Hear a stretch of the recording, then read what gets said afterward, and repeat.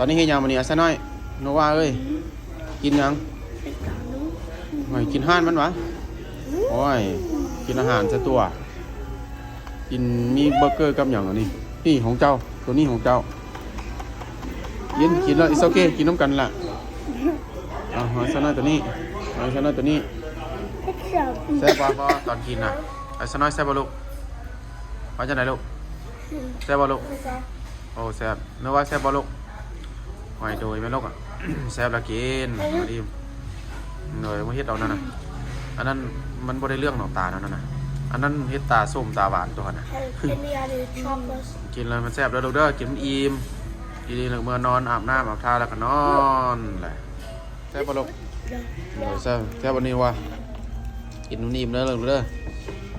โอ้ร้องเพลงดีได้กินแล้วก็นั่งชมวิวไปแล้วก็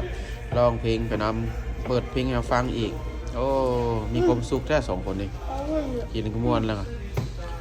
น่ะร้องเพลงเฉลิมฉลองวันคริสต์มาสอีกเด้แล้วก็มีงานนั่นวันเกิดอยู่ข้างหลังนี่เอาไปมาบ่